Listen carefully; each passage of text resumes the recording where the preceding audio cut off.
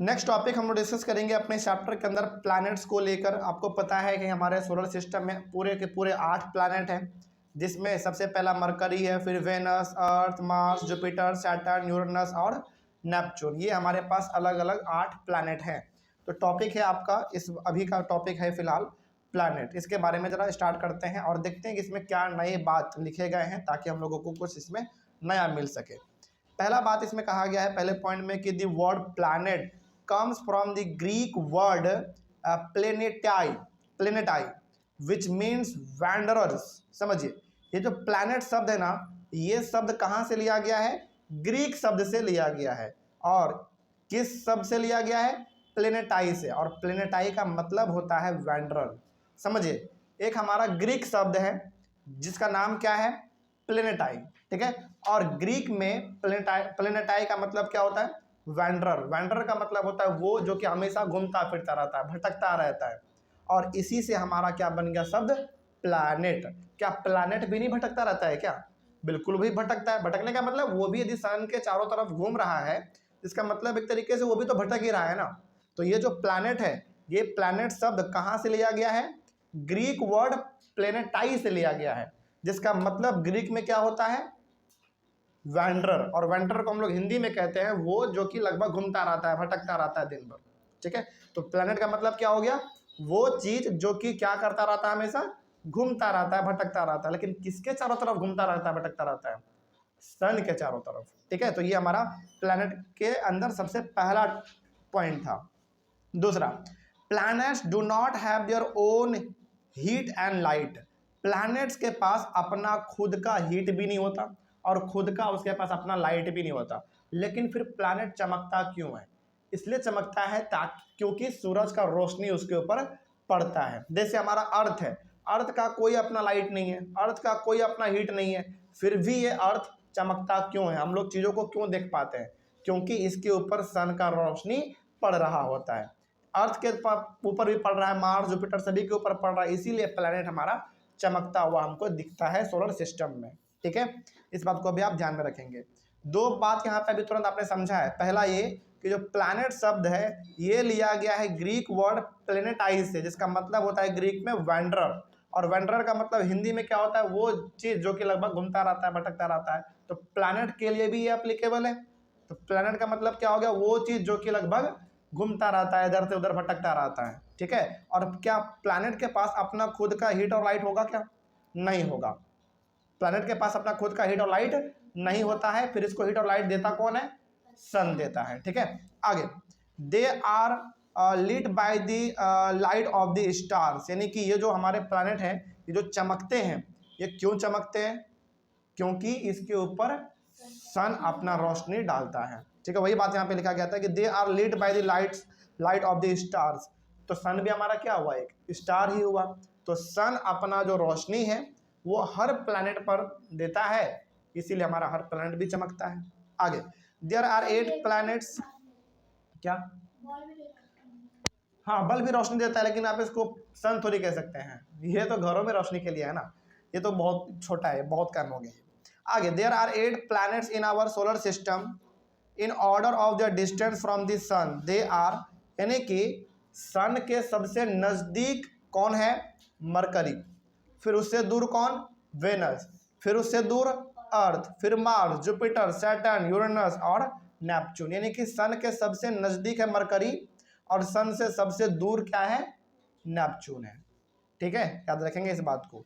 और इसी सीक्वेंस में आपको याद करना चाहिए, क्योंकि ये दिखा रहा है कि जैसे जैसे आप दूर जाएंगे वैसे वैसे प्लैनेट भी आपका दूर जाता जाएगा सन से। ठीक है, तो सबसे पहला नज़दीक हमारा क्या हो गया? सन के मरकरी, और सबसे दूर नेपच्यून। ठीक है, आगे बढ़ते हैं। All the 8 planets of the solar system move around the sun in fixed paths. These paths are elongated, they are called orbit. यानी कि ये सारे के सारे 8 प्लैनेट हमारे सन के चारों तरफ घूमते रहते हैं, बिल्कुल फिक्स्ड ऑर्बिट पर। यानी कि एक रास्ता बना हुआ है, फिक्स रास्ता है, वो कभी रास्ता चेंज नहीं होता है। वो सन के चारों तरफ रास्ता फिक्स बना हुआ है, और हर रास्ते पर एक एक प्लैनेट हमारा घूम रहा है सन के चारों तरफ। और उस रास्ते को हम लोग क्या कह देते हैं? ऑर्बिट कह देते हैं। लेकिन क्या वो रास्ता पूरा गोल है क्या? नहीं नहीं, इसके पीछे कहानी अलग है, बताएंगे आपको। नहीं, देखो हमारा अर्थ पूरा घूम रहा है ना, तो अर्थ घूम रहा है तो उसके ऊपर हम लोग हैं, तो क्या अर्थ केवल घूमता हुआ आपको दिखेगा ना, हम कैसे, हम तो उसके अंदर है ना, बात समझ रहे हैं। चलिए वही बात यहाँ पे था, तो यहाँ पे वही कहा गया है कि जो आपका सन के चारों तरफ एक फिक्स रास्ता बना हुआ है उसी को हम लोग कह देते हैं ऑर्बिट। लेकिन ये ऑर्बिट हमारा पूरी तरीके से गोल नहीं है, ये इलोंगेटेड है। इलोंगेटेड का मतलब आपको पता कैसा होता है, अंडा आपने देखा है ना, अंडा का शेप, उसी प्रकार का हमारा ऐसा रास्ता बना हुआ होता है सन के चारों तरफ, और वहीं पे हमारा अलग अलग प्लैनेट अपने रास्ते पर घूमता रहता है। ठीक है, आगे, और उस रास्ते को हम लोग क्या कह देते हैं, ऑर्बिट कह देते हैं।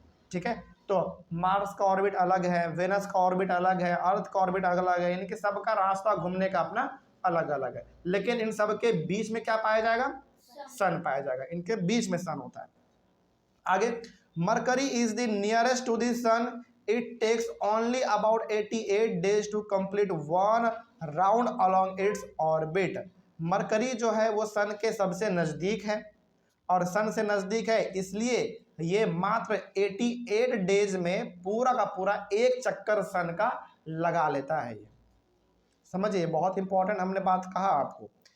मरकरी सबसे नजदीक है किससे, सन से, यानी कि सन के बहुत ही नजदीक है मरकरी। इतना नजदीक होने के वजह से ही ये मात्र 88 डेज में पूरा अपना एक बार सन का चक्कर लगा लेता है। लेकिन यदि वही बात करें हम लोग अर्थ का, तो क्या अर्थ कितने दिन में लगाता है,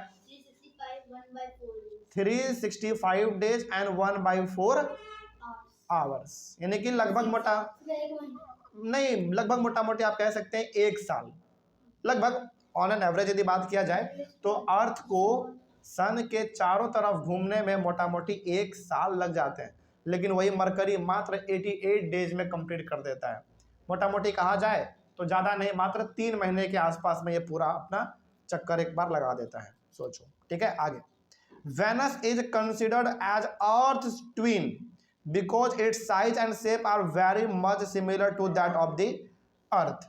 वेनस जो है ना, वेनस को कहा जाता है कि ये धरती का ना जुड़वा भाई है, यानी कि जो वेनस है, ऐसा कहा जाता है कि वेनस अर्थ का क्या है, जुड़वा भाई है। ऐसा इसलिए कहा जाता है क्योंकि वेनस का साइज और शेप दोनों किससे मिलता जुलता है, अर्थ से मिलता जुलता है, इसीलिए उसको हम लोग कह देते हैं कि वेनस क्या है, अर्थ का जुड़वा भाई है। ठीक है, इसीलिए हम लोग, अच्छा, जुड़वा भाई हम लोग आम भाषा में देखते भी, अपने गली मोहल्ले में कोई कोई दिख जाता है, उसका क्या होता है, हाइट भी सेम होता है, चेहरा का कलर, डिजाइन सब सेम रहता है, इसीलिए हम उसको क्या कह देते हैं कि जुड़वा भाई है। ठीक, यहाँ पे भी उसी तरीके से है। तो वेनस और अर्थ दोनों का शेप और साइज सेम दिखता है, इसीलिए इन दोनों को हम लोग कह देते हैं कि अर्थ का जुड़वा भाई है। लेकिन इस बात को आप ध्यान में रखेंगे कि जो चीज अर्थ पे है वही सेम चीज वेनस पे है, ये बिल्कुल जरूरी नहीं है, केवल शेप और साइज एक है, समझ में आ रही है बात, लेकिन वहां पे जो चीज पाया जाएगा वो सब अलग अलग है। ठीक है, आगे, उसके बाद इन अगस्त 2006 Pluto was considered a planet. In a meeting of the International Astronomical Union, a decision was taken that Pluto, like other celestial bodies discovered in recent past, may called dwarf planets. देखिए, अगस्त 2006 में Pluto को भी एक planet का दर्जा दिया गया।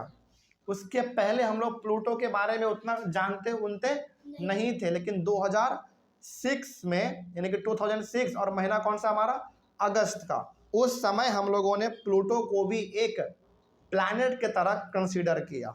ठीक है, और in a meeting of the International Astronomical Union, एक मीटिंग हुआ था, और ये मीटिंग बेसिकली किस चीज़ के लिए था, सोलर सिस्टम को किस तरीके से और बेहतर तरीके से जाना जाए उसके बारे में ही था।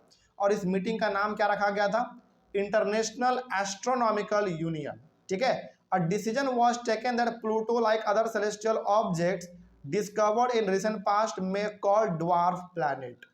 लेकिन ये प्लूटो इतना छोटा था, इतना छोटा था कि इसको क्या कहा गया, ड्वार्फ प्लैनेट कहा गया। ड्वार्फ का मतलब होता है बहुत ही छोटा, हम लोग आम भाषा में क्या कहते हैं, उसको बौना कह देते हैं, है ना, जो कि जिसका हाइट बहुत छोटा होता है, जो उतना बढ़ नहीं पाता, उसको हम लोग अपना ड्वार्फ कह देते हैं, कि बौना कह देते हैं। तो इस मीटिंग में मीटिंग का नाम क्या था, इंटरनेशनल एस्ट्रोनॉमिकल यूनियन। इस मीटिंग में ये डिसीजन लिया गया बड़े बड़े कंट्री के लीडर के द्वारा और बड़े बड़े साइंटिस्ट के द्वारा कि जो हमारा प्लूटो है ये इतना छोटा है कि इसको हम लोग क्या इस नाम से जानेंगे, ड्वार्फ प्लैनेट के नाम से जानेंगे, यानी कि बौना वाला प्लैनेट है, बहुत छोटा सा प्लैनेट है। और ध्यान में रखेंगे कि प्लूटो को प्लैनेट का दर्जा कब दिया गया, अगस्त 2006 में दिया गया। तो इस बात को भी आप बहुत अच्छी तरीके से ध्यान में रखेंगे। तो ये हो गया हमारा टॉपिक कंप्लीट जो कि था प्लैनेट का। नेक्स्ट टॉपिक हमारा होगा दी अर्थ के बारे में। इसमें हम लोग कंप्लीटली अर्थ के बारे में जानेंगे, यानी कि जिस पे हम लोग रह रहे हैं उसके बारे में तो जानना चाहिए हम लोगों को। इसके बारे में हम लोग अपने नेक्स्ट क्लास में डिस्कस करेंगे। मिलते हैं अगले क्लास में। Thank you very much.